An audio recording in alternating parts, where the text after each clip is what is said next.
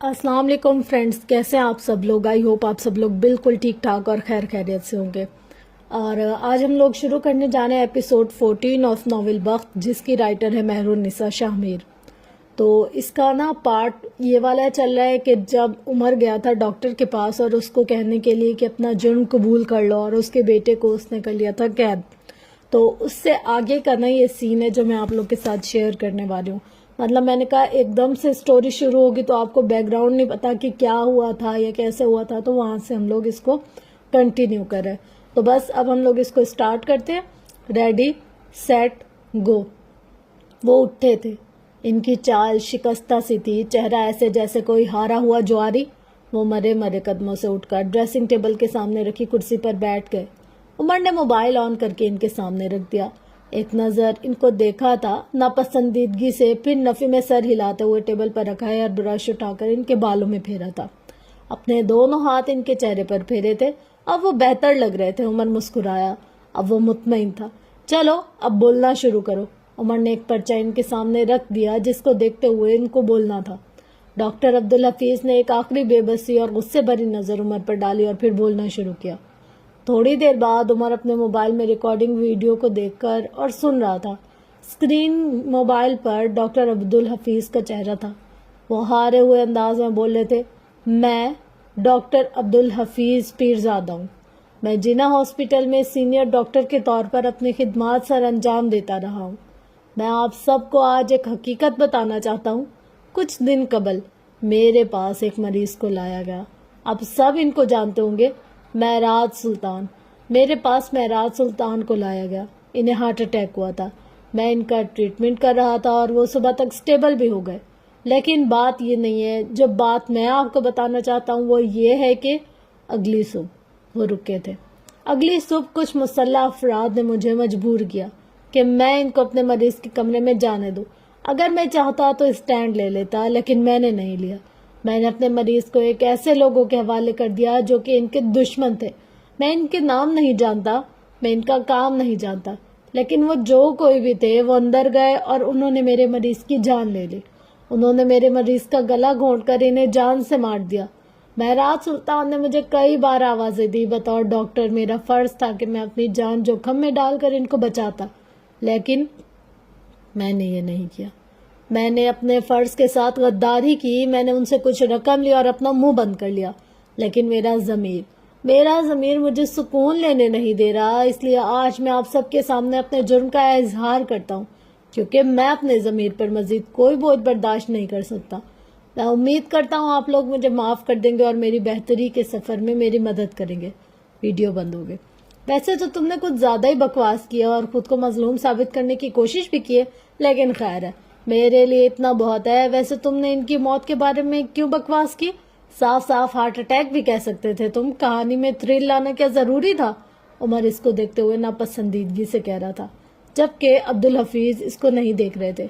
इनके कंधे झुके हुए थे, आंखें पथराई हुई थी, चेहरा ऐसा था जैसे किसी ने ट्रक से कुचल दिया हो। इसी वक्त बुरहान उछलता कूदता कमरे में दाखिल हुआ था। उमर ने घुटनों के बल झुककर इसकी बंद मुट्ठी से अपनी मुट्ठी टकराई। डॉक्टर अब्दुल हफीज अपनी जगह से उठे थे। दीवानावार दौड़ते हुए आए और इसको अपने सीने में बींच लिया। मेरा बेटा, मेरा बुरहान, पापा की जहान, तुम ठीक हो ना? मेरा बच्चा तुम ठीक हो ना? ओह मेरे खुदा, मेरा बेटा ठीक है। मेरा खुदा, मेरा बेटा, मेरा बुरहान, मेरा बेटा। वो रोते हुए इसको चूमते ही जा रहे थे, कभी इसके गाल पे, कभी हाथ पैर पे, कभी इसके सीने पे। मेरा बुरहान, मेरा बेटा। उन्होंने बस इन दो अल्फाज के गर्दान लगा रखे थे। बुरहान की शर्ट पर जगह जगह सुर्ख धब्बे थे। जो जख्म नील का निशान लग रहा था वो अब करीब से एक आठ मालूम होता था। क्या हुआ है पापा? ये बस एक गेम था। मैं ठीक हूँ। मुझे किडनैप होने की एक्टिंग करनी थी। देखे मैंने आपको रुला दिया ना। अब तो आप मानते हैं ना कि बुरहान पीरजादा एक अच्छा एक्टर है। वो अपने बाप के चेहरे पर हाथ फेरता पूछ रहा था, जबकि डॉक्टर अब्दुल हफीज को लगा जैसे इनके सर पर तो सातों आसमान गिर पड़े। वो कैसे भूल गए कि इनका बेटा नेशनल टीवी पर एक्टिंग करता है? इनका बेटा एक चाइल्ड आर्टिस्ट है। इसकी एक्टिंग के तो लाखों लोग मद्दा हैं। वो कैसे भूल गए?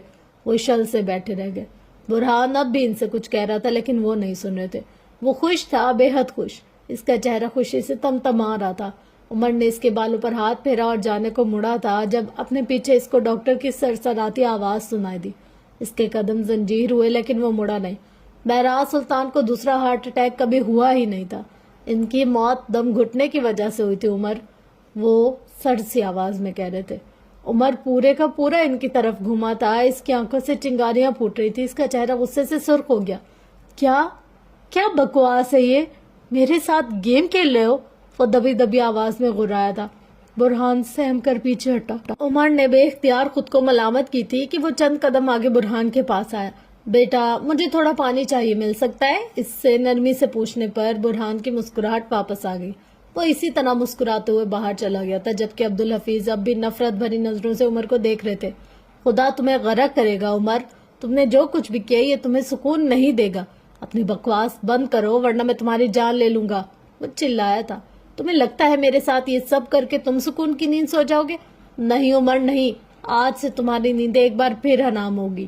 بس اب اگر ایک لفظ بھی کہا تو میں یہیں اسی جگہ تمہیں زندہ گاڑ دوں گا۔ وہ سرخ ہوتی آنکھوں سے ان کو انگلی اٹھا کر کہہ رہا تھا۔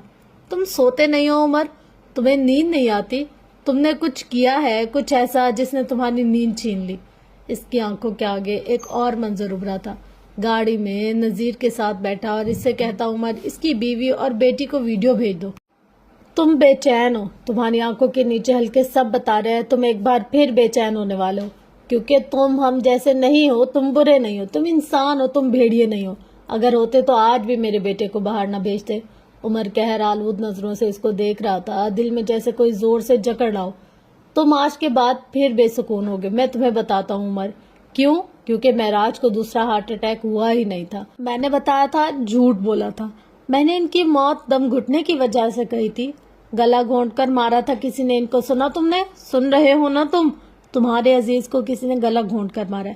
اب جاؤ اس کا گریبان پکڑو جیسے میرا پکڑا ہے، اس کو برباد کرو جیسے مجھے کیا ہے۔ ان کی آنکھوں میں تمسخر تھا۔ عمر ان پر جھپٹا تھا اور ان پر مکوں کی بارش کر دی۔ بکواس کر رہے ہو تم، جھوٹے ہو تم، میرے پاس ویڈیو ثبوت ہے، اس میں خود دیکھا ہے میں نے ان کو ہارٹ اٹیک ہوا تھا، تو میرے ساتھ گیم کھیل رہے ہو۔ وہ بری طرح ان کو مارتے ہوئے چیخ چیخ کر کہہ رہا تھا۔ میں نے دیکھا ہے، اپنی آنکھوں سے دیکھا ہے، تم مجھے بے وقوف بنا رہے ہو، مجھے ڈسٹریکٹ کر رہے ہو، بکتے ہو تم، سب جھوٹ ہے، ان کو ہارٹ اٹیک ہی ہوا تھا۔ وہ مارتے مارتے ان کو دور دھکیل کر اٹھ کھڑا ہوا جب ڈاکٹر عبدالحفیظ ایک بار پھر بولے، وہ انزائٹی اٹیک تھا، وہ بری طرح کھانستے ہوئے بمشکل بولے تھے۔ ہارٹ اٹیک اور انزائٹی اٹیک کی علامت ایک ہی ہوتی ہے۔ تمہیں لگا ہوگا، لگتا یہی ہے کہ ہارٹ اٹیک ہے، لیکن وہ نہیں تھا۔ ان کو میں نے ٹریٹمنٹ دی تھی عمر، میں نے تب ان کو بچا لیا تھا، لیکن دوسری بار نہیں بچا سکا۔ تمہارے جج صاحب کو گلا گھونٹ کر قتل کیا گیا تھا۔ اب جاؤ عمر، ڈھونڈو قاتل، تم نے مجھ سے میرا سب کچھ چھین لیا نا۔ عمر کی آنکھوں میں خون اتر آیا تھا، اس کو یک دم اپنا دم گھٹتا ہوا محسوس ہوا۔ وہ ان کو اسی طرح فرش پر بکتا جھکتا چھوڑ کر خود باہر نکل گیا۔ پیچھے سے ڈاکٹر عبدالحفیظ زمین پر ہاتھ مار مار کر بری طرح چیخ رہے تھے، ان کے آنسو بہ رہے تھے۔ خدا تمہیں غرق کرے گا، دیکھنا، پیرزادے کی بد دعا ہے تمہیں، اللہ تمہیں چین کی موت نصیب نہ کرے۔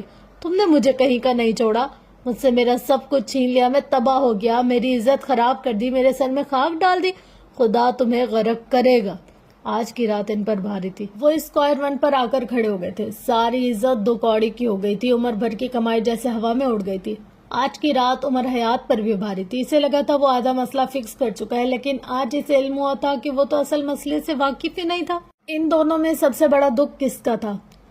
اگلی صبح اپنے ساتھ نئی سازشیں، نئی چالیں اور نئے انکشافات لے کر آئی تھی۔ عمر کی اسٹڈی میں چھوٹے ٹیبل پر سامان بکھرا پڑا تھا، کہیں پیپر تھے تو کہیں اسٹکی نوٹس، موبائل اور لیپ ٹاپ حالے کی گود میں تھے۔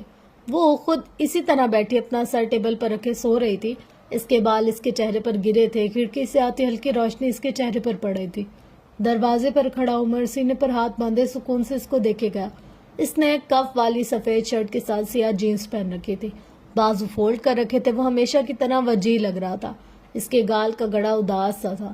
اس جیسے نفیس انسان کی اسٹڈی کی یہ حالت عام حالات میں اس کو کبھی قبول نہ ہوتی، لیکن آج وہ پریشان تھا۔ وہ متوازن چال چلتا، حالے کے قریب آ کر رکا۔ حالے کی نیند بہت گہری ہوتی تھی، وہ ساری رات کام کرتے کرتے جانے کب سو گئی تھی۔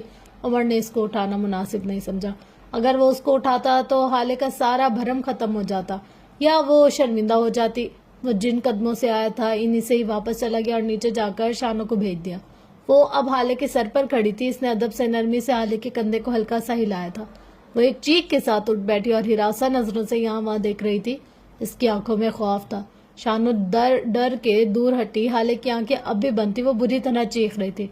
گاڑی سے نکالو مجھے, کوئی کھولو اس کو, باہر نکالو, کوئی ہے, کوئی نکالو, دم گھٹ رہا ہے میرا, کوئی نکالو مجھے. وہ اپنی آنکھوں پر ہاتھ رکھے چیخ رہی تھی. شانو نے آگے بڑھ کر اسے سینے سے لگایا. وہ اب بھی سہمی ہوئی تھی, خوف سے کانپ رہی تھی. شانو اس کے بالوں پر ہاتھ پھیرتی اس کو تسلی دیتے جا رہی تھی. باجی جی سب ٹھیک ہے, آپ خود کو سنبھال لے باجی, آپ ٹھیک ہو, کچھ نہیں ہوا, کچھ نہیں ہوگا. میں آ کر ابھی عمر صاحب کو بلاتی ہوں. وہ خوف سے کانپتی حالے کو خود سے الگ کرتی اٹھی جب حالے نے مضبوطی سے اس کے ہاتھ پکڑ لیے. اس کو آنکھوں میں خوف بھی نظر آ رہا تھا. نہیں عمر کو مت بلانا, مت بلانا. وہ میری گاڑی وہ مجھے گاڑی میں بند کر دے گا. اس کو مت بلانا پلیز, اس کو مت بلانا, میرا دم گھٹ جائے گا. عمر کو مت بلانا, مجھے گاڑی میں بند کر دے گا, وہ بند کر دے گا. وہ شانو کے سینے سے لگی حواس باختہ سی کہے جا رہی تھی. شانو اب بھی اس کو تسلی دے رہی تھی. اس کے بال تھپک رہی تھی, اس کا ڈر ختم کرنے کی کوشش کر رہی تھی, لیکن یہ حادثہ شاید اس کے ذہن سے چپک گیا تھا. دروازے کی اوٹ میں کھڑے عمر نے پھٹے ہوئے دل کے ساتھ یہ منظر دیکھا تھا. اسے آج یقین آ گیا تھا کہ کوئی بھی طوفان جب جاتا ہے تو اپنے نشان چھوڑ کر جاتا ہے. وہ حالے کو دیکھے بغیر مڑ گیا تھا. اس لڑکی کو اذیت میں دیکھنا اس کے لیے سب سے بڑی اذیت تھی. سلطان منزل میں ناشتے کی میز سج چکی تھی. یوسف سلطان بے دلی سے بیٹھے تھے. سفیر ہمیشہ کی طرح نک سک سے تیار ان کے ساتھ والی کرسی پر بیٹھا تھا. حالے کے جانے کے بعد اس کے اور یوسف سلطان کے درمیان خود بخود ہی دوریاں پیدا ہو گئی. اسی وقت شمس سربراہی کرسی کھینچتے ہوئے بیٹھے تھے. ان کے ساتھ والی کرسی پر حسن بیٹھا تھا. اس کے ساتھ فروہ اور مہر حسینہ اپنے کمرے میں کھانا کھاتے تھے. حسن بے دلی سے ٹوسٹ پر جیم لگا رہا تھا. ناشتہ کھانے کا مزہ تو حالے کے ساتھ آتا تھا جب وہ اسے کوئی چیز پاس کرنے کا کہتے اور حسن جان بوجھ کر نظر انداز کرتا. کبھی حالے کی جگہ پہ بیٹھ جاتا تو کبھی اس کی پلیٹ سے کھانا کھانے لگتا. وہ ہر بار تب جاتی. اسے مہراج سلطان بھی یاد آتے تھے. وہ ہر دفعہ خود کھانا یا ناشتہ شروع کرنے سے پہلے اپنے دونوں بچوں کی پلیٹ میں کھانا ڈالتے تھے. کبھی ان کے کپ میں چائے ڈالتے تو کبھی ان کو ٹوسٹ یا جیم یا مکھن لگا کر دیتے. اسے اپنی اماں سے ان سب کی امید نہیں تھی. وہ اگر یہ سب کرتی بھی تو بس مہر ماں کے لیے. اسے کسی سے بھی اب نخرے اٹھوانے کی خواہش نہیں رہی تھی. یتیم بچوں کو کھانا کھلایا جاتا ہے, ان کے نخرے نہیں اٹھائے جاتے. وہ سمجھ گیا تھا. اسی وقت شمس سلطان کی بھاری آواز سارے میں گونجی. کل میں نے نیوز میں دیکھا تھا تم نے پھر سے ٹاپ کیا ہے. وہ حسن کی طرف دیکھے بغیر پوچھ رہے تھے. جی, اس نے ایک لفظی جواب دیا. سفیر نے خوشگوار حیرت سے اس کو دیکھا. تم نے مجھے بتایا کیوں نہیں حسن؟ بہت مبارک ہو یار, مجھے تو پتا ہی نہیں تھا, تمہیں بتانا چاہیے تھا, میں تمہیں ٹریٹ دیتا. سفیر دل سے کہہ رہا تھا. حالے سے لاکھ نفرت سے ہی حسن اسے عزیز تھا. حسن نے چپتی نظروں سے اس کو دیکھا. میں آپ کے ساتھ یہاں بیٹھا ہوں, اس کا مطلب یہ نہیں کہ میں آپ کی اس رات حال میں ہونے والی گفتگو یا حرکت بھول گیا ہوں. نہ اس کا یہ مطلب ہے کہ میں اپنی بہن کا ملازمین کے سامنے پٹ نہ بھولا ہوں. آپ سے لی ہوئی ٹریٹ میرے گلے کا پھندا ہو سکتی ہے اور کچھ نہیں. اور دوسری بات, ہم دونوں کا ایسا کوئی تعلق رہا نہیں ہے کہ میں آپ کو اپنے بارے میں کچھ بھی بتاؤں. آئندہ مجھ سے بات کرنے کی کوشش بھی مت کیجیے گا, وہ سرد آواز میں بولا تھا. سفیر کے چہرے پر سایہ لہرایا تھا. شمس رک کر اس کو دیکھنے لگے تھے. ایک اور مہراج سلطان؟ فروہ چپتی نظروں سے اس کو دیکھے گئی, جبکہ مہر ماں وہ سرخ چہرے کے ساتھ اٹھ کھڑی ہوئی. معافی مانگو حسن, ابھی کے ابھی سفیر سے معافی مانگو. کیا یہی سب کچھ سکھایا تمہیں؟ یہ ادب ہے تمہارے؟ معافی مانگو, وہ گراتے ہوئے کہہ رہی تھی. حسن اپنی جگہ سے اٹھ کھڑا ہوا تھا. اس کی آنکھیں سرخ ہو رہی تھی. میں ایک ایسے شخص سے معافی ہرگز نہیں مانگوں گا جس نے میری بہن پر ہاتھ اٹھایا ہو. اس وقت کہاں تھے آپ سب لوگ؟ آپ لوگوں کے آداب کہاں تھے جب جانوروں کی طرح میری بہن کو مار رہے تھے؟ کبھی چچی جان تو کبھی سفیر بھائی اور کبھی چچا جان. اس وقت کہاں تھی سب کی تربیت؟ ہاں, وہ تندہی سے بولا تھا.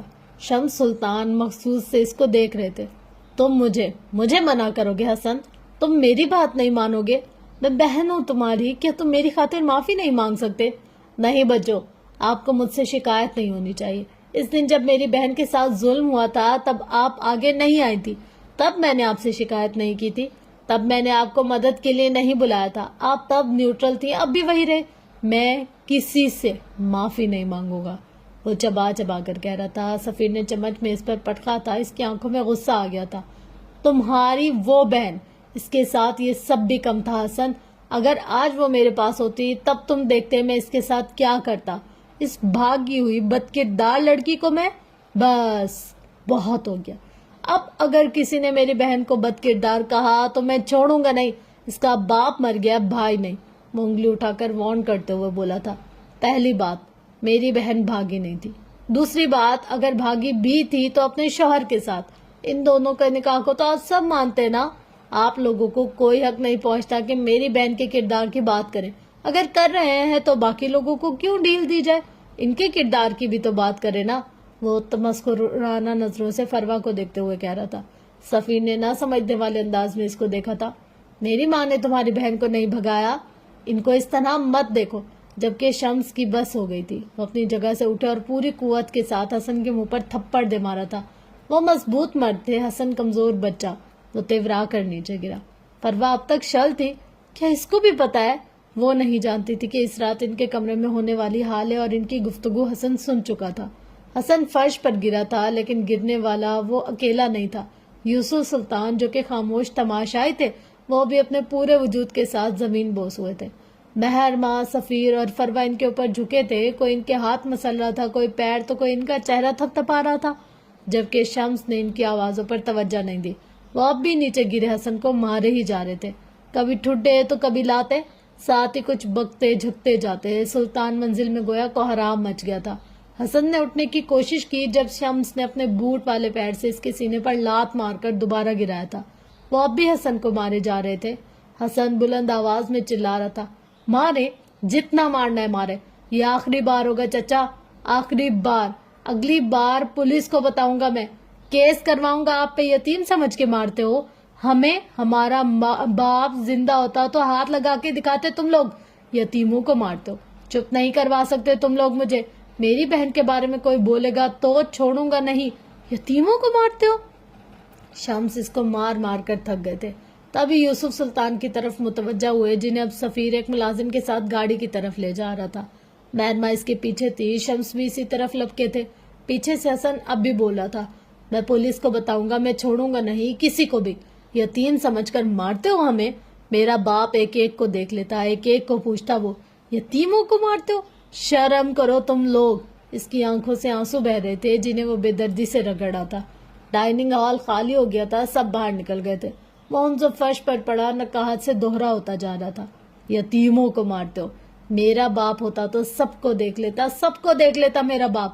آج اسے اندازہ ہوا تھا یتیمی بڑا عذاب تھی. دن چڑھایا تھا. دھوپ کی تمازیت میں شدت آ گئی تھی جب حالے اپنے کمرے سے نکل کر اسٹڈی میں آئے. صبح شانو نے اس کو بڑی مشکل سے سنبھالا تھا. کافی دیر بعد وہ خود بھی نارمل ہو گئی تھی.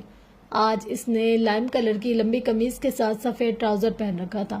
زرد سی رنگت تھی. رکھے بالوں کو ڈھیلے جوڑے میں باندھ رکھا تھا. اس کی آنکھوں میں گہری اداسی تھی.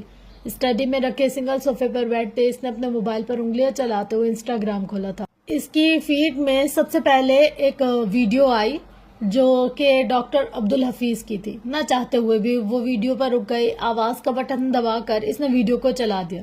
آواز اسٹڈی کی دیوانوں سے ہوتی ہوئی اس کے کانوں سے ٹکرا رہی تھی. ڈاکٹر عبدالحفیظ بول رہے تھے.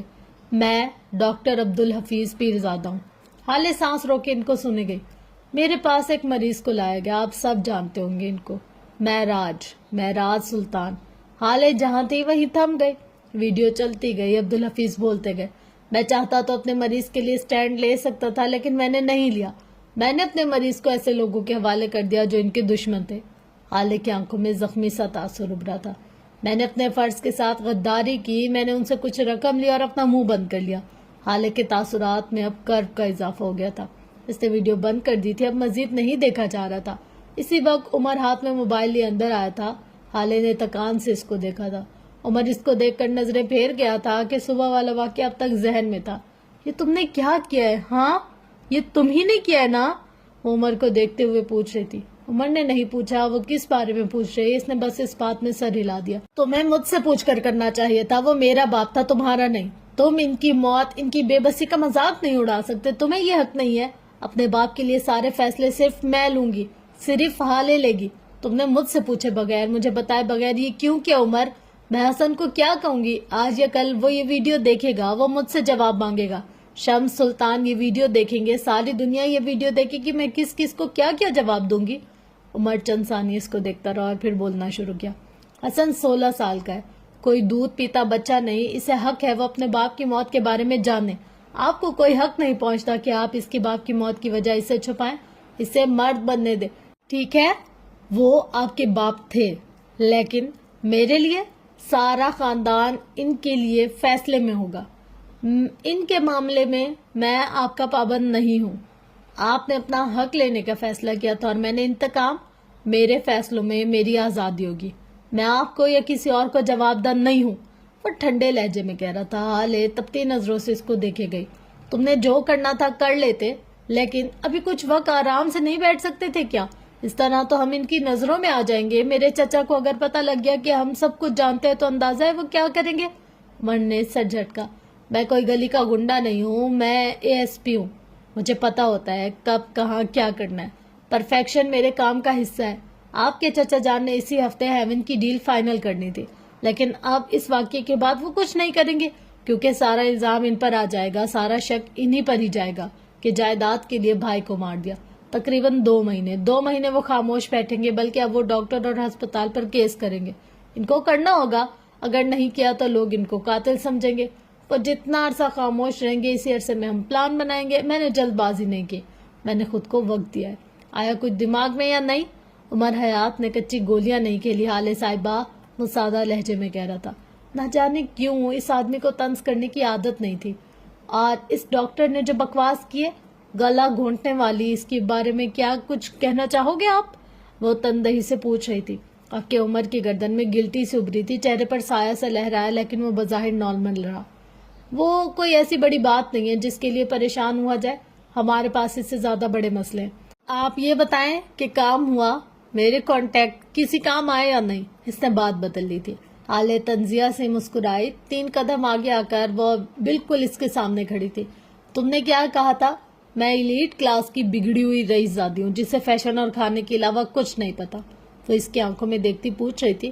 تم صحیح کہتے ہو، میں ہوں امیر، لیکن کیا تمہیں پتا ہے امیر ہونے کا کیا فائدہ ہوتا ہے؟ عمر خاموش رہا۔ حالے نے کہنا جاری رکھا۔ امیر ہونے کا ایک ہی فائدہ ہوتا ہے کہ آپ کے دوست بھی امیر ہوتے ہیں، اور امیر دوستوں کا ایک ہی فائدہ ہوتا ہے، فیورز۔ وہ آپ کو فیورز دیتے ہیں، جیسے کل رات میرے امیر دوستوں نے دی۔ ان کی فیورز غیر مشروط ہوتی ہے، نیڈر ہوتی ہے، کیونکہ ان کو یقین ہوتا ہے کہ اگر وہ کسی مشکل میں پھنس بھی گئے تو ان کے امیر والدین انہیں سب سے نکال لیں گے۔ عمر کے چہرے پر کوئی تاثر نہیں آیا، وہ بس اس کو اپنے قریب کھڑے بولتے ہوئے سنتا گیا۔ عمر حیات، میں نے انگلی سے سینے پر دستک دی، میں نے امیر باپ کی بگڑی اولاد نے اپنا کام کر لیا، کیونکہ میں سست نہیں ہوں۔ میں نے تمہارے کانٹیکٹ استعمال نہیں کیے بلکہ ان کو اپنے لیے خرید لیا، کیونکہ میرے پاس دماغ ہے۔ میں نے تمہارا پیسہ نہیں خرچا، کیونکہ اب میرے پاس پیسہ بھی ہے۔ تم نے کہا تھا نا مجھے بس کھانوں اور فیشن کا پتہ ہے۔ تمہیں لگتا تھا میں نے اپنا پیسہ بس ان 2 چیزوں میں جھونکا ہے۔ تمہیں لگتا ہے میرے پاس بس 2 ہی شوق ہے۔ میرا ایک تیسرا شوق بھی ہے عمر حیات، ڈائمنڈز، الماس، ہیرے۔ میں حال سلطان ہوں۔ میں نے کبھی اپنا پیسہ ضائع نہیں کیا، میں نے کبھی بیکار تعلقات نہیں بنائے۔ میرے دوست کم ہیں، لیکن جو ہے وہ میرے لیے جان بھی دے سکتے ہیں۔ میرے بابا کہتے تھے تعداد پر سمجھوتا کر لینا لیکن معیار پر نہیں، اور میں نے کبھی معیار پر سمجھوتا کیا بھی نہیں۔ میں اپنا کام کر چکی ہوں۔ میرے پاس اب شیر علی اور اس کے بھائی کے سارے کیسز کی تفصیلات ہیں۔ میرے پاس ان کو فیورز دینے والے لوگوں کی تفصیل ہے۔ اب تم عمر حیات، تمہیں چاہیے کہ تم کل رات اپنے بولے گئے الفاظ واپس لو۔ وہ اس کی آنکھوں میں دیکھتی چبا چبا کر کہہ رہی تھی۔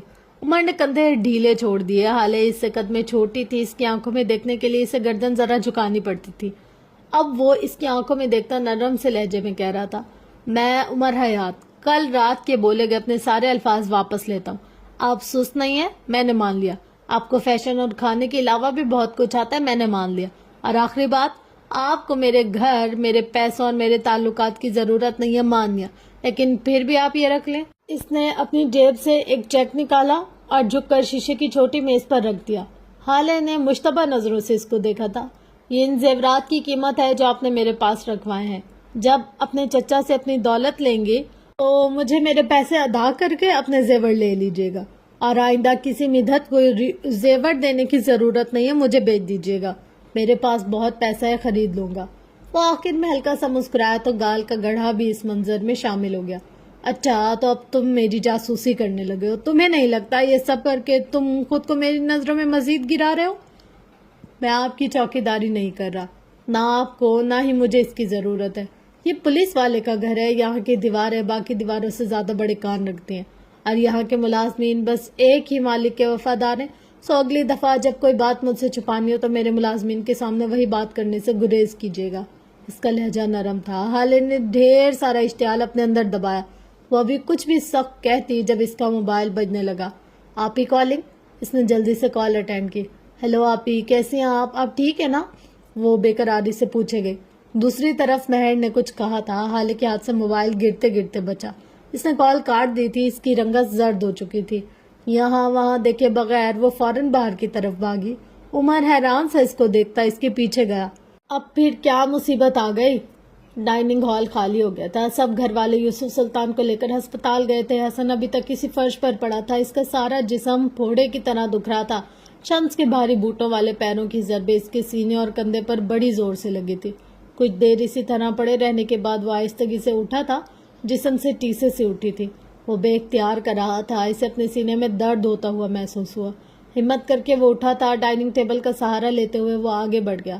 اپنے کمرے کے دروازے پر پہنچ کر اس نے دروازے کو ایک ہاتھ سے کھولا. رات والے پھول، گفٹ کا ڈبہ ابھی بھی بیڈ پر پڑے تھے.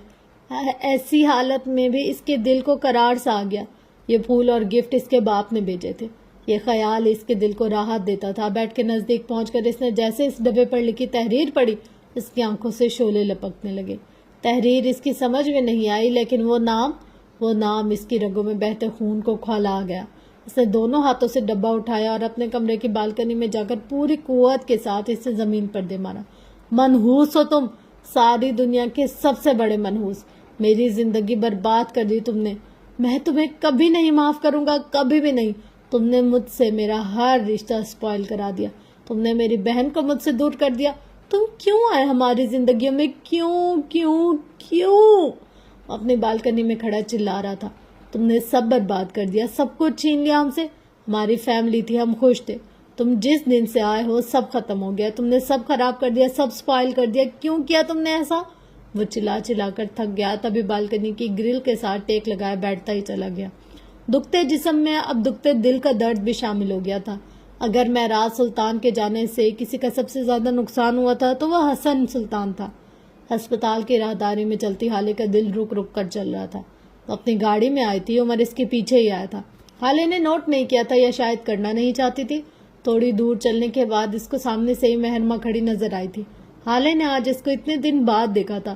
وہ اس کی ماں جائی نہیں تھی، لیکن پھر بھی ان دونوں بہنوں کی محبت مثالی تھی. مہر کو سامنے دیکھ کر اسے اپنے دل میں سکون سا پڑتا محسوس ہوا تھا. اسی وقت مہر کی نظریں بھی اس پر پڑی تھی. اس کی آنکھیں سپاٹ تھیں. حالے قدم قدم چلتی اس کے قریب جا رہی تھی. ایک ایک قدم جیسے بھاری تھا. ایسا لگتا تھا جیسے صدیوں بعد اس کو دیکھا. مہر کے قریب پہنچ کر وہ سیدھا اس کے گلے لگ گئی. ایک سکون سا تھا جو اس کو نصیب ہوا تھا. جبکہ مہر بت بنی کھڑی تھی. اس کے وجود میں کوئی جنبش نہیں ہوئی تھی. چند لمحوں بعد وہ جیسے بولنے کے قابل ہوئی تھی. مجھے مجبور کیا گیا تھا حالے. اس رات اس نکاح کے لیے مجھے مجبور کیا گیا تھا. مجھے معاف کرنا. وہ اٹک اٹک کر کہہ رہی تھی. حالے نرمی سے اس سے الگ ہوئی. اس کے دونوں ہاتھ اوپر کر کے لبوں سے لگا، محبت سے، عقیدت سے، اور پھر بولنا شروع کیا. میں نے بابا کے بعد اگر کسی کو سب سے زیادہ مس کیا تو وہ آپ ہے. مجھے بابا سے بچھڑنے کے بعد اگر کسی کی جدا ہونے کا دکھ ہے تو سب سے زیادہ آپ کا. میں بابا کے بعد اگر کسی سے محبت کرتی ہوں تو وہ آپ ہے. آپ کو حالے کا قتل بھی معاف ہے آپ ہی. میں ایسے 1000 سفیر سلطان آپ کے سر سے وار کر پھینک سکتی ہوں. حالے اس کے ہاتھ کو تھامے نرمی محبت سے جتاتے لہجے میں کہہ رہی تھی. لیکن پھر بھی تو تمہاری محبت ہے حالے. وہ ابھی کچھ اور بھی کہتی جب حالے نے اس کی بات کاٹ دی. تھا کبھی کسی دور میں وہ میری محبت تھا، اب نہیں. جس لمحے اس نے مجھ پر ہاتھ اٹھایا تھا میں نے اسی لمحے اپنے دل سے اس کی محبت اٹھا دی تھی. میرے دل کے تخت سے میں نے اس کو انہی بازوں سے پکڑ کر اٹھا دیا تھا. میں نے ان کی محبت کو اپنے دل سے نوچ کر پھینک دی. اب وہ میرے لیے صرف میری بہن کا شوہر ہے. آپ کو پتا ہے میں اتنے دنوں میں کئی رشتوں کے لیے روئی ہوں، یہاں تک کہ چچی کے لیے بھی، یہاں تک کہ برنو حسن کا پالتو کتا کے لیے بھی. لیکن ایک بار بھی میری آنکھ سے سفیر کے نام کا آنسو نہیں گرا. گرتا ہی نہیں ہے. میں کھری بندی ہوں. दोगले और बुजदिलों को दिल में जगह नहीं देती। मैं इस मर्द को अपने दिल में जगह नहीं दे सकती जो भरी महफिल में मुझसे मेरे किरदार की पाकीज़गी मांगे। इस वक्त इस दिन इसको चाहिए था कि मेरे लिए स्टैंड ले। वो अगर ले लेता तो आज हालात मुख्तलिफ होते, लेकिन मुझे इस बात का दुख भी नहीं है। इसकी अपनी मजबूरी होगी। मैं बस आपको एक बात बताना चाहती हूँ कि मैं इसकी जिंदगी से ग्रेसफुली एग्जिट कर चुकी हूँ। अब वो आपके साथ हो या किसी और के साथ मुझे फर्क नहीं पड़ता, और आप आइंदा मुझसे इस बारे में बात मत कीजिएगा। मुझे ये बताए दादा जान कहाँ है, आप कैसे हैं? वो बोलकर खामोश हुई थी। अब इसे ये बात याद आई थी कि वो यहाँ क्यों आई। पैरालाइज हो चुके हैं तुम्हारे दादा जान, मजीद तुम्हारी बदकिरदारी का बोझ अपनी नहीक टांगों पर नहीं उठा सके। महर के बजाय पिलर की ओर से निकलता सफीर कह रहा था। हाले के दिल को धक्का लगा था। इसकी आंखें बेयकीनी से फैली थी। क्या बकवास है ये? ऐसा क्या हुआ? कैसे हो सकता है ये? वो तो बिल्कुल ठीक थे। ये सब कैसे हो गया? वो बौखला सी गई। वो जिन कदमों ने इसे कदम कदम चलना सिखाया था, अब वो हरकत नहीं कर सकते थे। ये ख्याल ही इसके दिल के लिए सुहाने रूह था। देखो तो जरा, कह कौन रहा है? जब सारे शहर में हमारी इज्जत को नीलाम किया था तब तुम्हें पता नहीं था कि एक दिन ये भी होगा? अपने इस आशिक के साथ घूमते हुए और रात गुजारते हुए इस सब के बारे में नहीं सोचा था? हाँ, वो फुंकार रहा था। हाले ने अफसोस से इसको देखा। वो कहीं से भी फॉरेन क्वालिफाइड, बेहतरीन एकेडमिक रिकॉर्ड रखने वाला, मुख्तलिफ दावतों और सेमिनार पर मदऊ होने वाले मुल्की और गैर मुल्की बिजनेसमैन के मैनर्स के साथ डील करने वाला सफीर नहीं लगा था। वो एक सतई और जाहिल मर्द लगा था। बल्कि हाले ने इसके जैसा पढ़ा लिखा जाहिल कहीं नहीं देखा था। इस वक्त इसके ऐन अकब में उमर हयात आकर खड़ा हुआ था। वो हाले के साथ ही आया था, लेकिन ऊपर आने के बजाय वो कहीं और चला गया। मैं आपसे कोई बात नहीं करना चाहती सफीर, मुझे बस दादा जान की कंडीशन मालूम करनी है और फिर मैं यहाँ से चली जाऊंगी। और अगली बार मेरे किरदार के बारे में बात मत कीजिएगा, आपके लिए यही बेहतर होगा। इसका लहजा अजनबी थे। महर माँ ने कुछ कहना चाहा जब सफीर ने इसको हाथ के इशारे से रोक दिया। वो 2 कदम आगे आया। अब वो हाले के बिल्कुल सामने खड़ा था। हाले ने बेख्तियार अपना दिल टटोला था। क्या अब भी इस शख्स के लिए कोई जज्बा, कोई एहसासात मौजूद थे? क्या इसका दिल अब भी सामने खड़ी शख्स के लिए धड़कता था? जवाब एक बहुत बड़ी ना की सूरत में आता।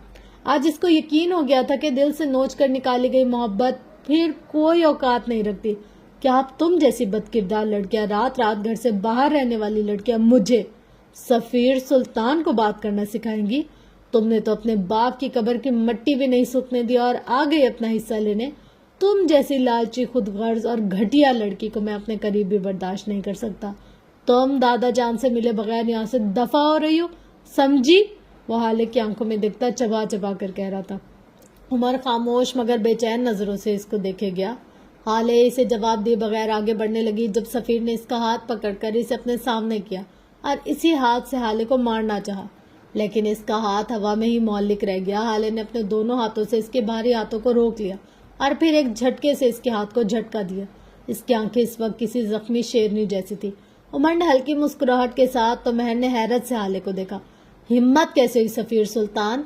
वो शेरनी की तरह गुर्राई थी। तुम्हारे बाप की नौकर नहीं हो जिस पर हाथ उठाओगे, मारोगे, डराओगे। अगली बार ये हाथ काट कर फेंक दूंगी। अपने औकात में रहना सीख लो और अपने हाथ पैर काबू में रखो। आइंदा अगर मुझ पर हाथ उठाने का सोचा भी तो मैं तुम्हारे साथ वो करूंगी कि सारी दुनिया देखेगी, और अगर आइंदा तुमने मेरे किरदार पर बात की तो मैं जबान से जवाब नहीं दूंगी। मैं सीधा थाने में जाऊंगी, वहां तुम पर हिरासमेंट का केस करूंगी, ट्विटर पर मी टू का ट्रेंड चलाऊंगी, इंस्टाग्राम पर स्टोरीज लगाऊंगी। 2 मिनट सफीर, 2 मिनट में मैं तुम्हारी इज्जत को 2 कौड़ी का कर सकती हूँ, क्योंकि बकौल तुम्हारे मैं अपनी इज्जत खो चुकी हूँ। अब मुझे कुछ खोने का खौफ नहीं है, लेकिन तुम्हारे पास अभी खोने को नाम भी और मकाम भी। सो अगली बार अपने हाथ और अपनी जबान को मुझसे दूर रखना। मैं तुमसे पिटने के लिए पैदा नहीं हुई। वो सुर्ख आंखों से बोलकर आगे बढ़ गई। महर माँ इसके पीछे गई। उमर ने सफीर को वाली नजरों से देखा था। सफीर इसको आंखों से सालिम निगल लेना चाहता था। उमर चंद कदम आगे आया। जिस हाथ से सफीर ने हाले का हाथ पकड़ा था, इसने वही हाथ पकड़कर इसको जोर से एक झटका दिया। इसे अपना बाजू टूटता हुआ महसूस हुआ। इसके लिए ये गैर मुतवक्का था। वो बेख्तियार दर्द की शिद्दत से नीचे झुका था, लेकिन उमर इसके सामने खड़े देख रहा था। फिर से गर्दन तान ली। इसका कद उमर के कद से 1-2 इंच छोटा ही था। उमर इसके कान के पास झुका और चबाते हुए लहजे में कहना शुरू किया, आइंदा मेरी عورت سے اس لہجے میں بات کی یا اسے ہاتھ لگانے کی کوشش کی تو خدا کی قسم تمہاری ساری زندگی جیل میں گزرے گی. میں اس عمل کو یقینی بناؤں گا. اس سے دور رہو, میری بیوی سے دور رہو. اسے دھمکی مت سمجھنا. تمہیں چاہیے کہ مجھ سے خوف کھاؤ. نہ مرد کہیں کا. وہ اس کے قریب کھڑا حقارت بھرے لہجے میں کہہ رہا تھا. تمہیں پتا بھی ہے تمہاری بیوی نے میرے ساتھ کیسا وقت گزارا ہے, کتنا وقت گزارا ہے, جاننا چاہو گے؟ سفیر زہر خندہ لہجے میں معنی خیزی سے مسکراہٹ کے ساتھ بولا تھا. عمر کے جبڑے کی رگیں تن گئی. اس نے مٹھی بھینچ لی. وہ ایک قدم مزید آ گیا تھا. وہ سفیر کی آنکھوں میں آنکھیں ڈالے کھڑا تھا. میری بیوی نے اپنے بچپن سے لے کر اب تک کئی کتے پالے, مختلف قد, مختلف نسلوں کے. کون سے کتے کو کتنا وقت ساتھ رکھا اس کا حساب مجھے نہیں جاننا, لیکن ایک بات ہے جو میں جانتا ہوں. تم ان سب کتوں میں سب سے زیادہ بد نسل کتے ہو. اور ایسے کتے پتہ ہی کیا کرتے ہیں؟ جب 2 دن مالک اس کو کھانا نہ ڈالے تو وہ تیسرے دن اسی پر بھونکنا شروع کر دیتے ہیں. اس وقت تم اس کتے سے زیادہ کچھ نہیں ہو سفیر. وہ منہ پر جوتا مارنے والے لہجے میں کہہ کر آگے بڑھ گیا تھا. پیچھے سفیر کا چہرہ اہانت سے سرخ ہو گیا. اس کے دل میں اب حالے سے بدلہ لینے کی خواہش مزید جڑ پکڑ چکی تھی. ہسپتال کا کیفیٹیریا کچا کچ لوگوں سے بھرا ہوا تھا. وہ یہاں حالے کے لیے کچھ کھانے کو لینے آیا تھا. کچھ کے ہاتھ میں کھانے پینے کی چیزیں تھی تو کچھ اپنے خالی ہاتھوں میں یہی چیزیں لینے کے لیے لائن میں ہی کھڑے ہوئے تھے. کچھ کے چہرے جھنجھلائے ہوئے تھے, شاید ان کے مریض کی حالت اچھی نہیں تھی. کچھ کے چہرے مطمئن تھے, شاید ان کے مریض شفا یاب ہو گئے تھے. عمر حیات کے لیے یہ منظر نیا نہیں تھا. وہ ایسے چہروں کو پہلے بھی کئی بار دیکھ چکا تھا. ان چہروں کو دیکھتے ہوئے یکایک منظر بدلا. وہ اب ہیون ہسپتال کے کیفیٹیریا میں کھڑا تھا. آس پاس لوگوں کا رش, بھانت بھانت کی بولیاں, جھنجھلائی پریشان آوازیں, بیزار چہرے, کچھ روئی متورم آنکھیں, کچھ دھوپ چھاؤں سے چہرے جن کی آنکھیں سرخ تھی لیکن لب مسکراتے تھے. ان سب کے بیچ میں کھڑا, دبے دبے غصے والا چہرہ لیے کھڑا عمر حیات. اسے یہاں کام کرتے ہوئے 1 ہفتہ ہونے کو آیا تھا, لیکن وہ اب بھی اسی ماحول کا عادی نہیں ہوا تھا. اس نے ویٹر والا لباس پہن رکھا تھا. بال ماتھے پر بکھرے تھے, آنکھوں میں دبا دبا غصہ اور چہرے پر ڈھیروں بیزاری. آج لوگوں کا رش زیادہ تھا. وہ ایک ایک ٹیبل پر جا جا کر تھک کر خوف زدہ سا گیا. خاص طور پر اسے تب غصہ آتا تھا جب نوجوان لڑکیاں اسے بار بار بلاتی تھی. اب ان کا بھی کوئی قصور نہیں تھا. اتنا مغرور اور ہینسم ویٹر شاید انہوں نے پہلی بار دیکھا تھا. اسی وقت اس کے ساتھی ویٹر نے اس کے ہاتھ میں 2 کافی تھمائی اور اس کو ایک ٹیبل پر بھیج دیا. اس ٹیبل پر ایک ہی آدمی بیٹھا تھا. اس کی عمر کی جانب پشت تھی. عمر نے سامنے سے آ کر کافی کے 2 مگ ان کے سامنے رکھے اور ذرا کی ذرا نظر اٹھا کر دیکھا تو ٹیبل پر بیٹھا آدمی مسکرایا. عمر مسکرا بھی نہ سکا. انہوں نے آبرو کے اشارے سے اس کو بیٹھنے کا کہا. وہ بادل نخواستہ بیٹھ گیا. صاف ظاہر تھا کہ وہ ناراض ہے. مہراز سلطان نے اس کو افسوس سے دیکھا. نام اور شکل سے تو مسلمان لگتے ہو, سلام کرنا نہیں سیکھا؟ وہ میٹھا سا طنز کر رہے تھے. عمر کے تو مانا آگے لگے. 1 ہفتے سے آپ کے بچے سنبھال سنبھال کر آدھا پاگل ہو گیا ہوں. اتنا روتے ہیں میں آپ کو بتا نہیں سکتا.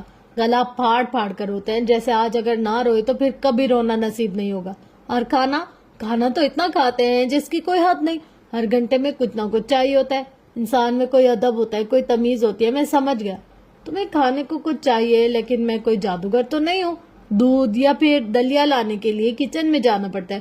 لیکن ان بدتمیز بچوں کو یہ بات سمجھ ہی نہیں آتی. چیخ چیخ کر دماغ گھما دیتے ہیں. برہمی سے کہہ رہا تھا. مہراز سلطان مسکراہٹ دبائے اس کو سن رہے تھے. اور خاموش تو کبھی بیٹھتے ہی نہیں, ہر وقت بولتے ہیں. پہلے دن تو میرا دل کیا ایک ایک کو اٹھا اٹھا کر ہیون کی چھت سے نیچے پھینکتا جا, لیکن پھر مجھے رحم آ گیا. بہت غصہ دلاتے بہت زیادہ, لیکن خیر میں مینج کر لیتا ہوں. اس نے کہنا جاری رکھا. اس کے بعد یہاں کیفے میں خوار ہو رہا ہوں. کسی کی بیوی بیمار ہے تو کسی کا بیٹا, کسی کا باپ زخمی ہے تو کسی کی ماں کا شوگر ہائی ہے. لیکن ان سب کو بھی اپنا غصہ اور ناراضگی یہی نکالنی ہے, مجھ پہ. اور ایک آخری بات, اس کے چہرے پر جھیپ جانے کا تاثر تھا. یہ یہاں جو لڑکیاں آتی ہیں میں ان کے آرڈر نہیں لوں گا. عجیب انداز سے دیکھتی ہیں اور میرے بارے میں بات بھی کرتی ہے. مجھے اچھا نہیں لگتا. عادت سمجھ کر عزت کرتا ہوں, لیکن مجھے اپنی ذات کا موضوع گفتگو بننا پسند نہیں ہے. سو میں بزرگ عورتوں اور مردوں کا آرڈر لوں گا, لیکن لڑکیوں کے لیے آپ کسی اور سے کہہ دیں. ان کے چہرے کو دیکھتا دھیمے لہجے میں کہہ رہا تھا. مہراز سلطان نے دلچسپی سے منظر دیکھا. انہوں نے پہلی دفعہ کسی مرد کی آنکھوں میں ایسی حیا دیکھی تھی. ٹھیک ہے, میں بات کر لوں گا. آئندہ سے یہ کام منیب دیکھ لے گا. خیر یہاں پر میں ایک عزیز کو دیکھنے آیا تھا, لیکن پھر یاد آیا تمہارا داخلہ بھی تو کروانا ہے. تو بتاؤ کتنی رقم ہے تمہارے پاس داخلے کے لیے؟ ان کا لہجہ سادہ تھا. عمر اس سارے وقت میں پہلی بار ذرا خوش ہوا تھا، وہ بھی دل میں۔ پڑھائی سے اسے عشق تھا۔ مجھے ایگزیکٹ اماؤنٹ تو نہیں پتا، لیکن میرے اکاؤنٹ میں کافی پیسے ہیں، ایڈمیشن، بک اور میری ہیوی بائک سب ہو جائے گا۔ لیکن میں ایک بات آپ کو بتا دوں، میرا ایڈمیشن کسی اچھے کالج میں کروائے گا، میری بیس بنے گی تو آگے جا کر CSS کرنا ہے مجھے، وہ خوشی سے کہہ رہا تھا۔ مہراج سلطان نے جھانکتی نظروں سے اس کو دیکھا۔ تمہارا سورس آف انکم کیا ہے؟ انہوں نے اس کو دیکھتے ہوئے سوال داغا تھا۔ عمر ذرا حیران ہوا۔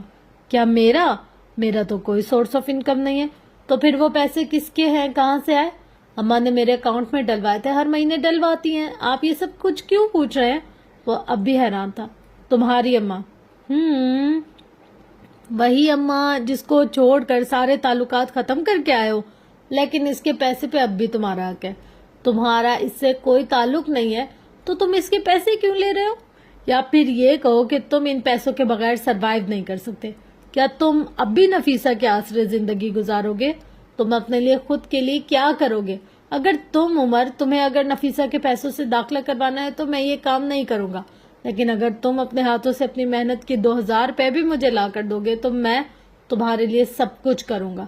اب فیصلہ تمہارے ہاتھ میں ہے، مجھے جانا ہے، کل پھر آؤں گا، مجھے اپنا فیصلہ سنا دینا، اوکے؟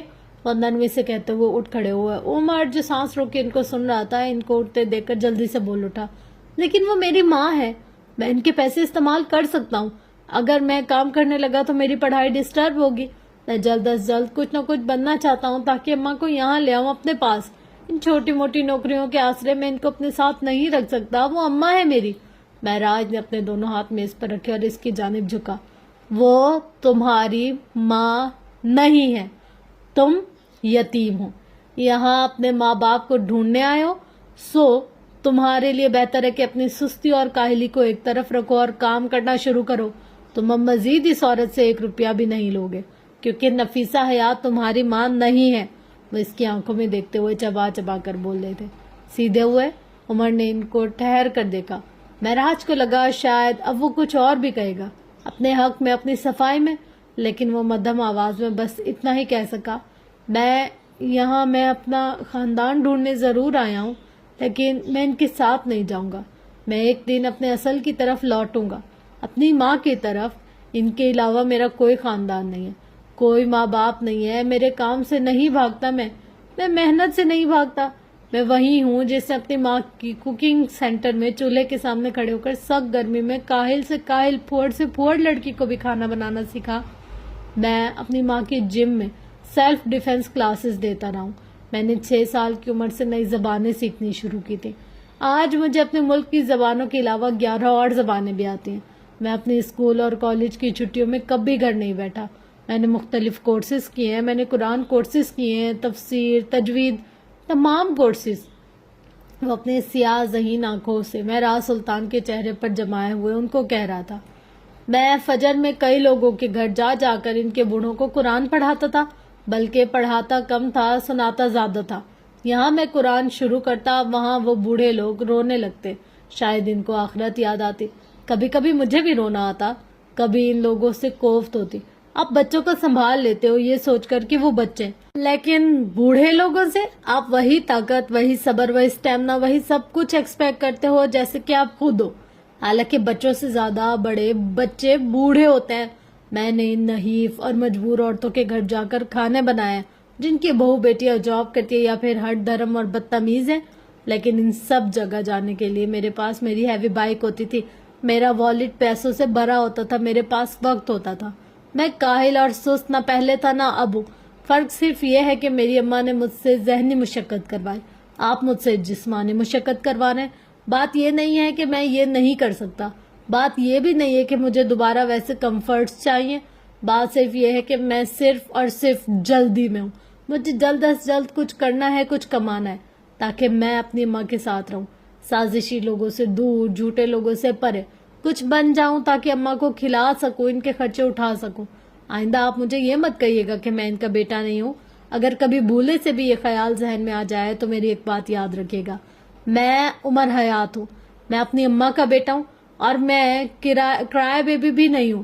میرے بازو کام کر سکتے ہیں، میری آنکھیں جاگ سکتی ہیں، میرا ذہن بیدار رہ سکتا ہے، اور آپ نے جو کروانا ہے کروائے، میں تیار ہوں۔ میرے پاس وقت ہے، وہ بول کر رکا نہیں۔ کرسی سے اٹھ کر تیز تیز چلتا وہاں سے نکل گیا۔ پیچھے مہراج سلطان کے قریب ایک ہیون میں آیا کے طور پر کام کرنے والی عورت آ کر کھڑی ہوئی تھی۔ ان کی آنکھوں میں افسوس تھا۔ اس بچے کے ساتھ کیوں کر رہے ہیں ایسا؟ آپ کو لگتا ہے یہ سہ لے گا؟ ان کی آواز میں رنج تھا۔ مہراج ہلکے سے مسکرائے تھے۔ میں اسے اس کے پیروں پر کھڑا کر رہا ہوں آپا۔ اسی لڑکی کی اماں کہتی ہے اگر عورت کو آزمانا ہو تو اس سے زیور چھین لو، اگر اس کے بعد بھی ڈٹی رہے تو اصلی ہوگی، اور اگر مرد کو آزمانا ہو تو پیسہ کھینچ لو، اگر اصلی ہوا تو پھر سے اٹھ کھڑا ہوگا، ورنہ بھربھری دیوار کی طرح ڈھہ جائے گا۔ میں بس دیکھنا چاہتا ہوں وہ بھربھری دیوار ہے یا اصلی مرد۔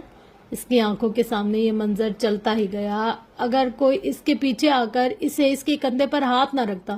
مرد نے چونک کر پیچھے دیکھا۔ اب اس کے سامنے سانولی رنگت اور گرے آنکھوں والا نوجوان کھڑا تھا۔ اس کی آنکھوں میں سرد سا تاثر تھا۔ عمر نے کندھے ڈھیلے چھوڑ دیے۔ اب نہ جانے ہارون شاید اس کے پاس کیوں آیا تھا۔ وہ سمندر کنارے ایک بہت بڑے پتھر پر بیٹھی تھی۔ بال ہوا سے اڑ اڑ کر چہرے پر آ رہے تھے جنہیں ہٹانے کی زحمت وہ فی الحال نہیں کر رہی تھی۔ وہ کسی آرٹسٹ کی بنائی گئی سب سے محبوب پینٹنگ لگ رہی تھی، لیکن ادھوری۔ اس کی اداس آنکھیں کسی غیر مرئی نقطے پر جمی ہوئی تھی۔ ان سب کے برعکس اس کے عقب میں کھڑی ایک سیاہ آنکھوں والے شخص کی نظروں میں بس فکر تھی۔ یہ لڑکی اس کے لیے اتنی ضروری ہو جائے گی، یہ اس نے کبھی نہیں سوچا تھا۔ وہ ہسپتال میں یوسف سلطان سے ملے بغیر واپس آ گئی تھی۔ مہر نے لاکھ کہا کہ اندر چل کر دیکھ لو، لیکن وہ ٹس سے مس نہ ہوئی۔ تھوڑی دیر دور سے دادا جان کو دیکھنے کے بعد وہ اپنی گاڑی میں بیٹھ کر یہاں آ گئی تھی۔ عمر اس کے پیچھے آیا تھا۔ وہ جینس کی جیبوں میں ہاتھ ڈالے اس کے قریب رکھے ایک پتھر پر بیٹھ گیا۔ اب کے گزرتے لوگوں کی نگاہوں میں رشک بھی شامل ہو گیا۔ پینٹنگ مکمل ہو گئی تھی۔ آرٹسٹ کی جیسے محنت وصول ہو گئی تھی۔ آپ کی دادا ان کو ضرورت تھی آپ کی۔ انہوں نے کئی بار آپ کا پوچھا، آپ کو پتا ہے؟ حالے کے چہرے کو دیکھتے ہوئے اس نے بولنا شروع کیا تھا۔ حالے نے گردن موڑ کر اس کو دیکھا تھا۔ اس کی آنکھوں میں آج نفرت بیزاری کچھ بھی نہیں تھا، بس ایک بے بسی بھری الجھن تھی۔ اللہ کیسا ہوتا ہے عمر؟ وہ اس کے چہرے پر نظریں جمائے عجیب سے لہجے میں پوچھ رہی تھی۔ کون سی نفرت، کہاں کا انتقام؟ اس وقت اسے کچھ یاد نہیں تھا۔ وہ بری طرح ڈسٹرب تھی۔ عمر چند ثانیے اس کو دیکھتا رہا اور پھر کہنا شروع کیا، اللہ اللہ بہت پیارا ہوتا ہے۔ اللہ وہ ہوتا ہے جو آپ کو پیدا کرتا ہے۔ یہ مت کہیے گا، یہ کوئی عام سی بات ہے۔ اگر ہم ایک پودا بھی اگاتے ہیں تو اس میں کتنا وقت، محنت اور محبت لگتی ہے، اور یہ عام بات نہیں ہوتی۔ وہی جو آپ کو کھلاتا ہے، پلاتا ہے۔ کھلانا پلانا آسان نہیں ہوتا، اس کے لیے ظرف چاہیے۔ آپ کسی کے گھر چلے جاؤ، وہ آپ کو 2 دن کھلائے گا، 3 دن کھلائے گا، 1 مہینہ، 1 سال کھلائے گا، لیکن آخر وہ بیزار ہو جائے گا، تھک جائے گا، اکتانے لگے گا۔ خدا نہیں تھکتا، نہ ہی بیزار ہوتا ہے، نہیں اکتاتا، کیونکہ خدا ظرف والا ہے۔ اللہ وہ ہے جو آپ کو بیماری اور صحت دیتا ہے۔ اب آپ کہیں گی بیماری، خدا بیماری دیتا ہے؟ یہ کیسا خدا ہے جو ہمیں نقاہت زدہ کر دیتا ہے، جو ہمیں تکلیف دیتا ہے؟ لیکن اگر سوچا جائے تو بیماری نعمت ہے۔ ہم بیماریوں میں جتنا اللہ کے قریب ہو جاتے اتنا کبھی کسی فیز میں نہیں ہوتے۔ بیماری میں ہمیں لگتا ہے ہم مر جائیں گے، تب ہمیں خدا یاد آتا ہے، ہم مغفرت مانگتے ہیں، ہم درد سے راحت مانگتے ہیں۔ آپ نے دیکھا ہوگا کوئی بھی بیمار انسان جب کراہتا ہے تو اس کے منہ سے ایک ہی آواز نکلتے ہے، ایک ہی نام نکلتا ہے، اللہ، بس اللہ۔ تو بیماری ہمیں ہمارے اللہ سے قریب کرتی ہے۔ وہ بول رہا تھا اور حالے پلک جھپکائے بغیر اس کو سن رہی تھی۔ اللہ وہ ہے جو آپ کو کبھی جج نہیں کرتا۔ آپ چاہیں اس کی جتنی مرضی نافرمانی کرے، جتنا مرضی اس سے دور رہے، ایک بار جب آپ سچے دل سے اس کے پاس جائیں گے وہ آپ سے ناراض نہیں ہوگا، وہ سمیٹ لے گا، وہ نہیں کہے گا کہ اب کیوں آئے، وہ تانا نہیں دے گا، وہ آپ سے صفائی نہیں مانگے گا، وہ آپ سے گواہی نہیں لے گا، وہ بس کہے گا آ گئے ہو، دنیا سے تھک گئے ہو، کیا اب میرے ہو؟ لو آؤ، میں اب بھی تمہارا ہوں، میں اب بھی تم سے محبت کرتا ہوں۔ کوئی انسان ایسا نہیں کرتا، ہر انسان جج کرتا ہے، کسی نہ کسی طریقے سے کبھی نہ کبھی کرتا ہے۔ آپ اس کے ساتھ برا کرو، وہ اس بات کو دل میں رکھتا ہے، کہیں نہ کہیں، کسی نہ کسی کونے میں۔ جب آپ اس سے معافی مانگیں گے وہ آپ کا پچھلا قصور، پچھلی غلطی ضرور یاد دلائے گا۔ سب نہیں دلائیں گے، لیکن 100 میں سے 99 انسان آپ کو آپ کا قصور ضرور یاد دلائیں گے۔ زرد رنگ کے لباس والی لڑکی اس خوبصورت لہجے والے آدمی کو سن رہی تھی محویت سے۔ آپ چاہے جتنے مرضی دوست بنا لو، آپ کا سچا دوست اللہ ہی رہتا ہے۔ وہ ایسا دوست ہے جو دن رات کے 3 بجے بھی آپ کو سنتا ہے، جو تپتی دوپہر میں بھی سنتا ہے، جو سخت سردی میں بھی سنتا ہے، جو کبھی آنسوؤں کا، کبھی آپ کے غم کا مذاق نہیں بناتا۔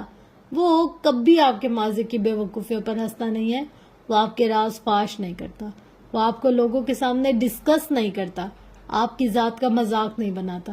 اللہ بڑا ہی نوبل دوست ہے، وہ آپ کو کوئلے سے بچا کر آپ کے ہاتھ میں سونا تھما دیتا ہے۔ مختصر یہ کہ جو ذات ظرف والی ہو، ججمنٹل نہ ہو، سیکرٹ کیپر ہو، ہمدرد ہو، تانا نہ دے، گلہ نہ کرے، ذرا ذرا سی بات پہ روٹے نہ، بڑی بڑی باتوں پر معاف کر دے، ہر غم ہر مشکل میں آپ کے ساتھ ہو، ایسی ذات تو بہت نوبل ہوئی نا۔ سو میرے حساب سے اللہ بہت پیارا ہے۔ وہ بول کر خاموش ہو گیا۔ حالے کے چہرہ آگے کی آواز سرگوشی جتنی مدھم تھی، سمندر کی لہروں کے شور میں اس کی آواز عمر کے کانوں تک پہنچی۔ کیا واقعی خدا ایگزسٹ کرتا ہے؟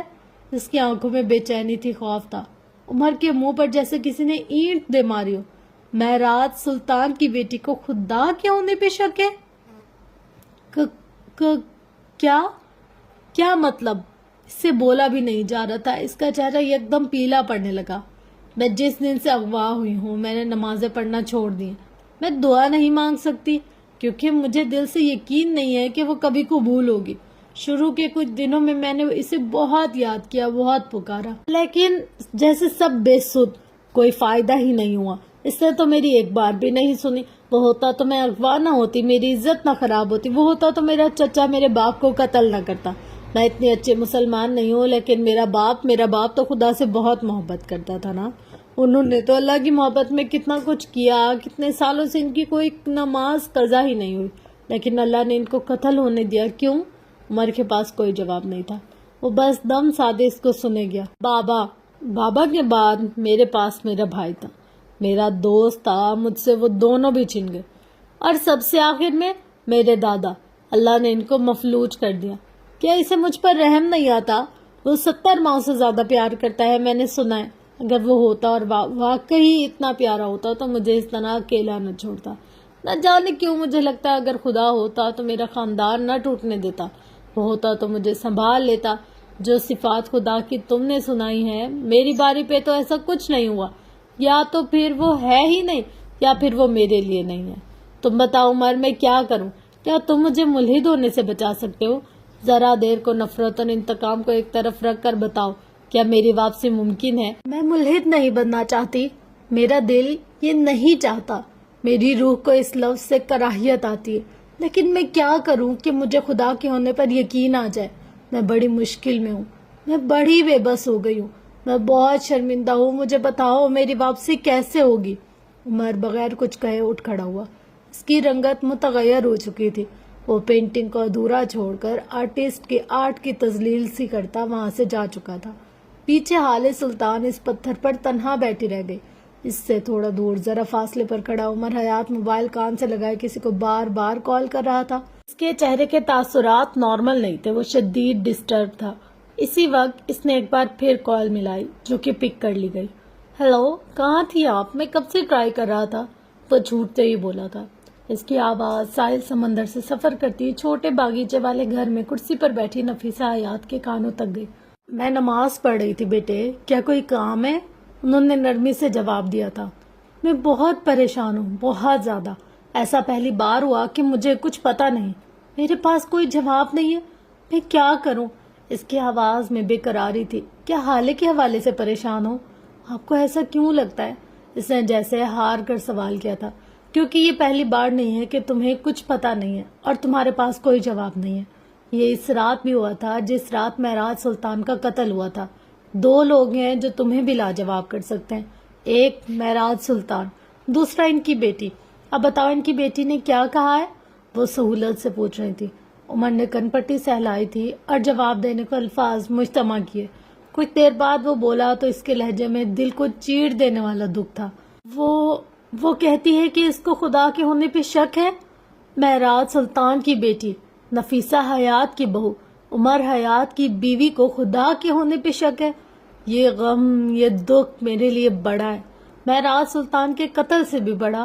میں اس کو ایسے نہیں دیکھ سکتا۔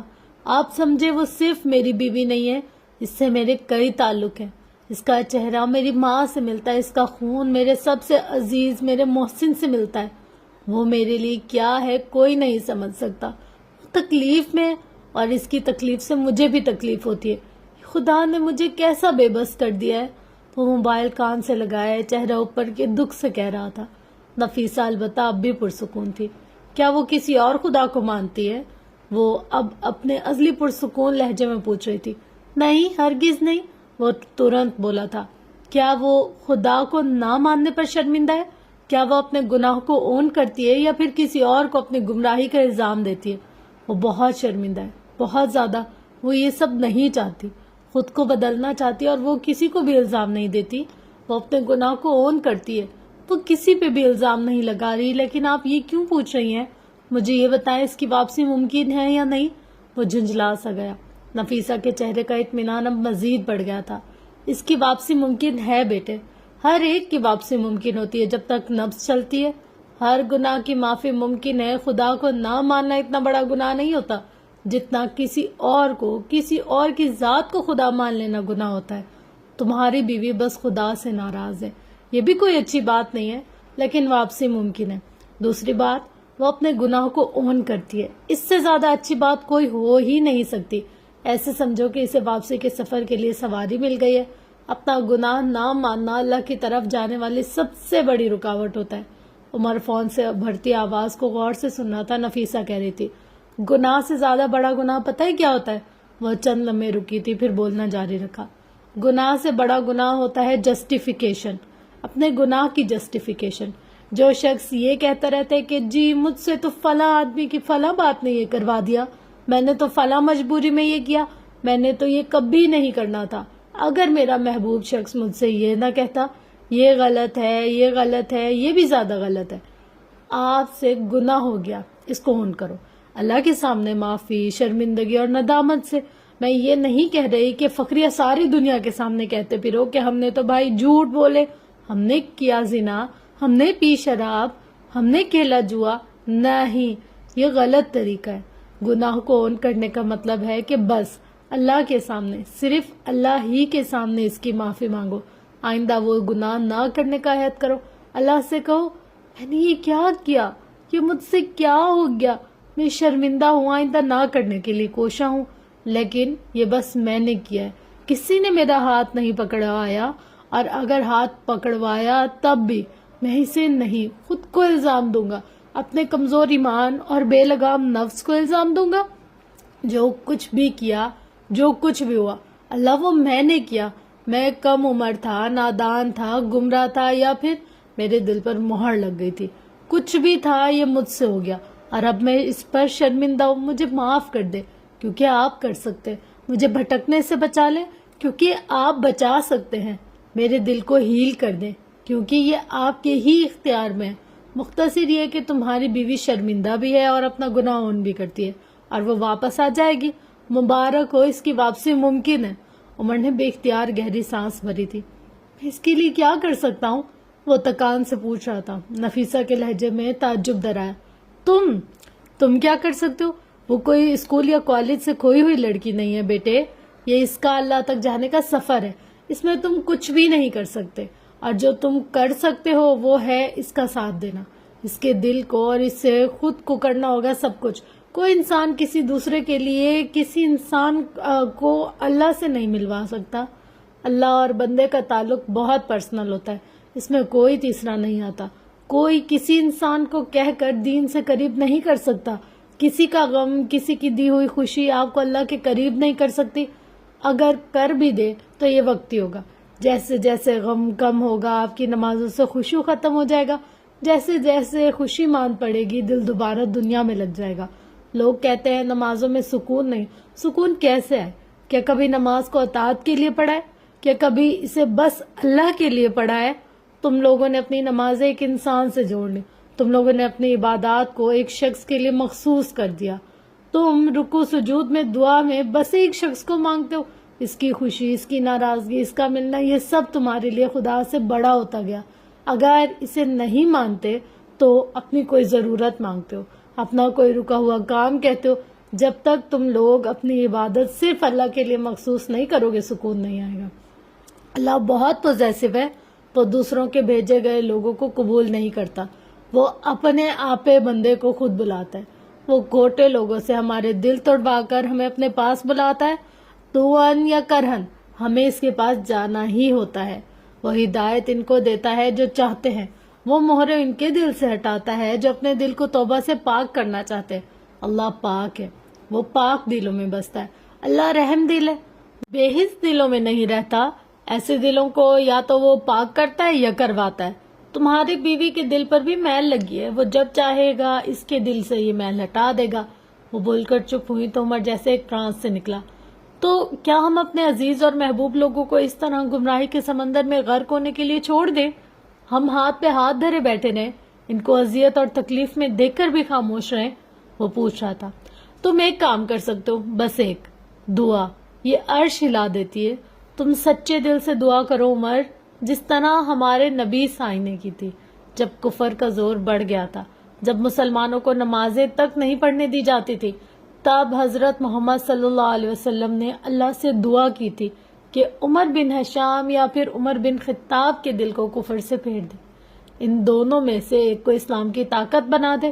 تب اللہ نے ان کی دعا کے نتیجے میں عمر بن خطاب کا دل کفر سے پھیر دیا، ان کو اسلام کی طاقت بنایا۔ جو اللہ عمر بن خطاب کا دل پھیر سکتا ہے، وہ خالد سلطان کا دل بھی پھیر سکتا ہے، وہ کسی کافر، کسی مسیح کا دل بھی پھیر سکتا ہے، وہ یہود اور بت پرستوں کے دل بھی پھیر سکتا ہے۔ ہم انبیاء جتنے نوبل نہیں ہیں، ہم ان کے جیسے دعائیں نہیں کر سکتے، ہم ان کے جیسے پاک دل نہیں لا سکتے، ہم اللہ سے ان کی جیسے بے غرض محبت نہیں کر سکتے، لیکن ہم کوشش کر سکتے ہیں۔ دعاؤں نے کئی دل پھیرے ہیں بیٹے، تم اپنے دل کو ہر غرض سے پاک کر کے لیے دعا کرو، وہ تمہاری سنے گا۔ وہ ملائمت سے کہنی تھی۔ عمر حیات کو اپنی سماعتوں میں سکون اترتا ہوا محسوس ہوا۔ آپ اتنی بڑی باتوں پہ اتنی ریلیکس کیسے رہ لیتی ہیں؟ سفید دوپٹے کے حالے میں مقید وہ بوڑھی ہوتی مسکراتی عورت، اگر کوئی تمہارے سامنے پہلی بار قتل کا اعتراف کرے تو پہلے تم ڈرو گے، پھر غصہ کرو گے، پھر تمہیں غم ہوگا، لیکن اگر 4 الگ الگ لوگ آ کر تم سے یہی اعتراف کریں تو تم آہستہ آہستہ اس سب کو یوزڈ ٹو کر لو گے۔ میں اب ان گناہوں کے اعترافوں کی عادی ہو گئی ہوں۔ میرے سامنے کئی لوگوں نے قتل، زنا، چوری، ڈاکے، ہر قسم کے اعتراف کیے ہیں۔ مجھ سے کئی لوگوں نے قتل کے بعد کی بے چینی، ریپ کے بعد کا گلٹ، ڈاکے کے بعد کی شرمندگی، گھر توڑنے کے بعد کا پچھتاوا، اس کے علاوہ بھی کئی گناہ، کئی جرائم کا اعتراف کیا ہے۔ اب میں اس سب کی یوزڈ ٹو ہو گئی ہوں، سو مجھے فرق نہیں پڑتا۔ میں لوگوں کو جج نہیں کرتی۔ جہاں تک مجھے یاد ہے عمر، میں نے تمہیں بھی ایسا ہی بنایا تھا۔ تمہارے دل پر بڑی بڑی باتیں اثر نہیں کرتی تھی، تم چھوٹی چھوٹی باتوں پر پریشان نہیں ہوتے تھے، تم بڑے بڑے گناہوں پر لوگوں کو جج نہیں کرتے تھے۔ تمہیں کیا ہوتا جا رہا ہے؟ اور ایسا صرف تب ہوتا ہے جب سامنے حال سلطان ہوتی ہے۔ کیا تم واقعی اس لڑکی کے معاملے میں بے بس ہو گئے ہو؟ وہ ہلکی سی تشویش سے پوچھ رہی تھی۔ عمر نے آنکھیں مون لی، اس کی آواز دھیمی ہو گئی۔ وہ ساحرہ ہے، اس نے مجھ پر سحر کر دیا اور مجھے اس کا کوئی توڑ نہیں ملتا۔ میں اس کے معاملے میں دنیا کا سب سے بے بس انسان ہوں۔ اس نے دوسری طرف سے کچھ سنے بغیر کال کاٹ دی۔ عجیب بے بسی تھی جس نے اس کو اپنی جکڑ میں لے لیا تھا۔ تو جی جناب، یہ تھی آج کی ایپیسوڈ۔ اف یار، یہ اینڈ کا جو ورڈز تھے نا، مجھے ایسا لگ رہا تھا کہ یہ صرف میری ذات کے لیے، مطلب ہم یہ کیوں دیکھیں کہ اگر کسی نے کچھ لکھا ہے تو کسی تھرڈ پرسن کے لیے لکھا ہوگا، ہم اس کو اپنے آپ پر دیکھتے ہیں۔ میں تو جو بھی پڑھتی ہوں نا، سب سے پہلا مقصد اس کا یہ ہوتا ہے کہ میں اپنی اصلاح کروں، میں اپنے لیے اچھا سوچوں، میں اس کو اپنے اوپر رکھ کر اس پیمانے پہ خود کو تولوں کہ یار میں کیا ہوں، میں اس پوائنٹ پر کہاں ایگزسٹ کرتی ہوں۔ تو جب میں نے دیکھا مجھے لگا ہاں کائنات، یہاں یہاں یہاں یہاں آپ بھی تو ناشکری ہوئی تھی، یہاں یہاں یہاں آپ نے بھی تو غرض کی دعائیں کی تھی، یہاں یہاں یہاں آپ نے بھی تو اللہ سے شکوہ کیا تھا۔ یار ایک چیز میں اپنی زندگی میں بہت مانتی ہوں، اور اب میں آج ہی، بلکہ آج کی بات ہے کہ میں دل میں اللہ تعالیٰ سے یہ بات کر رہی تھی کہ اللہ تعالیٰ، ہم نہ کبھی کبھی انجانے میں ایسی بات، ایسے الفاظ، ایسے جملے بول دیتے ہیں، ہمیں نہیں اندازہ ہوتا، اور وقتی طور پر شاید ہماری انٹینشن بھی یہ نہیں ہوتی، پر وہ نا کسی اگلے کو بہت زیادہ ہرٹ کر دیتے ہیں۔ جیسے ایک مذاقن کہا گیا کوئی طنز، ایک کوئی مطلب نارمل سی بات جو کہ کسی اور کو ہرٹ کرنے کا سبب ہو اور ہمیں پتہ بھی ہو، تو پتہ نہیں ہمیں ان گناہوں کی معافی ملے گی بھی یا نہیں۔ دیکھیں، چوری، زنا، جھوٹ، یہ ساری چیزیں ایک الگ چیز ہے. یہ جب چھوٹی چھوٹی چیزوں سے ہم خود کو جج کریں گے نا، تب جا کر ہم بڑی بڑی چیزوں پر قابو پا سکیں گے.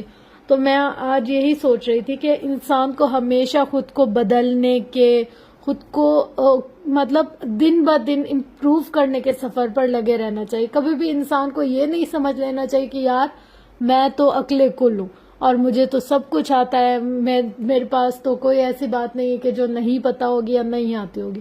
ایسا نہیں ہوتا. انسان ہر دن سیکھتا ہے، ہر کسی سے سیکھتا ہے. یار میں آپ کو سچ بتاؤں، جتنا میں چھوٹے بچوں سے سیکھتی ہوں نا، مجھے لگتا ہے کہ اتنا میں شاید کہیں سے بھی نہیں سیکھ سکتی. آج کل کے بچے اتنا سکھاتے ہیں نا کہ ہم بڑے ایک دفعہ ہل کر رہ جاتے کہ اچھا یہ چھوٹے بچوں نے کیا بات کی ہے.